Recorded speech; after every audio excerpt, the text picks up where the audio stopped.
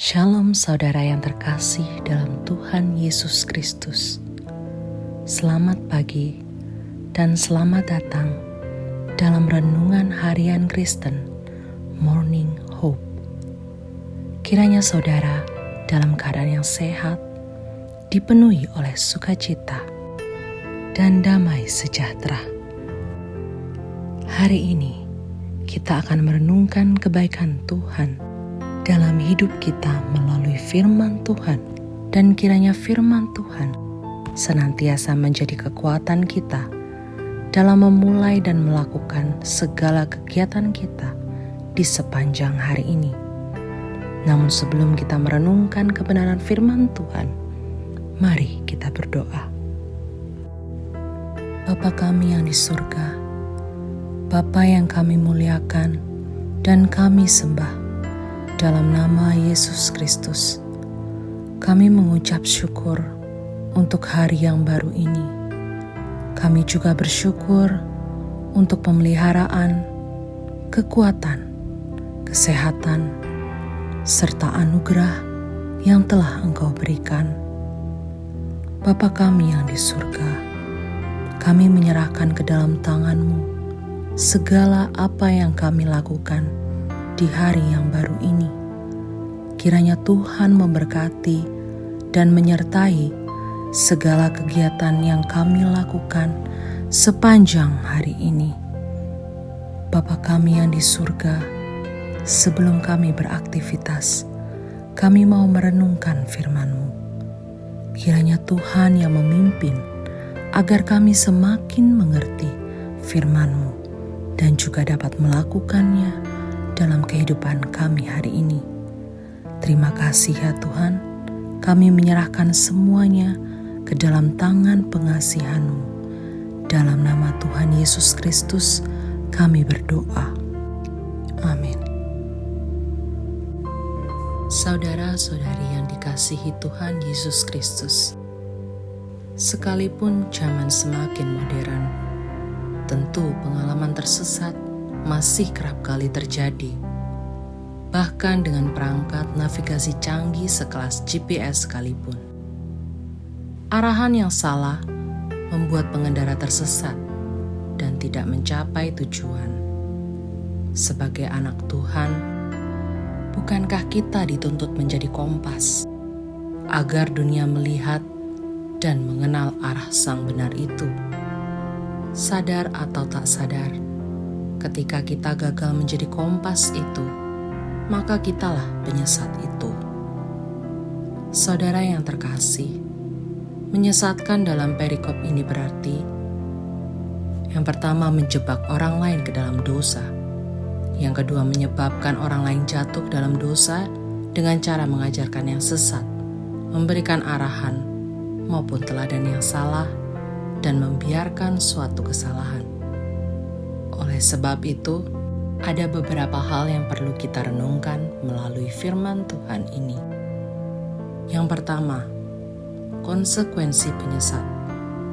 Pada pembukaan perikop ini, Tuhan Yesus dengan tegas menunjukkan konsekuensi dari tindakan penyesatan.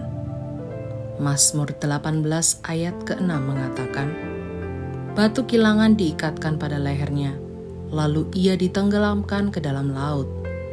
Berarti tidak ada tempat di surga bagi seorang penyesat. Tidak ada pengampunan. Bukankah Yesus datang ke dunia untuk menyelamatkan yang tersesat, sementara kita menjadi penyesat? Bagaimana keadaan kita? Adakah kita menyesatkan dengan ajaran kita, teladan hidup kita, gaya kita, logika kita? Masihkah kita berpegang pada firman-Nya? Yang kedua, waspada dengan penyesat. Selanjutnya, Tuhan Yesus mengutuk segala kesesatan dunia dan para penyesatnya pada ayatnya yang ke-7. Akan tetapi memberikan pengertian kepada kita bahwa penyesat itu ada, agar kita berjaga-jaga dalam iman kepada Tuhan. Waspada diri, agar kita tetap berdiri pada arahan yang benar, bukannya yang kita anggap benar. Sudahkah kita berjaga-jaga dengan melihat di manakah kita berdiri? Kemanakah arah kita? Adakah kita semakin menjauh dari Tuhan dan si penyesat dunia? Atau sebaliknya?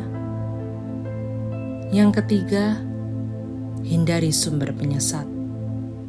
Bagian terakhir mengingatkan kita untuk menganalisis sumber dosa yang kerap kali mencobai setiap kita. Tangan yang merupakan lambang kerja manusia. Apabila kita tidak bekerja dengan bersih, melakukan korupsi, curang, dan sebagainya. Kaki, yaitu lambang pijakan manusia. Apabila kita berjejak pada nafsu, ego, harga diri, dan sebagainya. Mata sebagai lambang orientasi manusia. Apabila hidup kita berorientasi pada uang, seks, makan, kepuasan diri, dan sebagainya. Alkitab mengatakan, penggal dan cungkil itu semua daripada menyesatkan seluruh tubuhmu. Artinya, keberdosaan itu muncul dari hal yang teramat kecil, dari bagian tubuh kita, namun menimbulkan dampak yang teramat besar bagi seluruh hidup kita. Hindarilah dosa sekecil apapun itu. Kuasailah dirimu daripada seluruh tubuhmu hangus dalam kesesatan selamanya.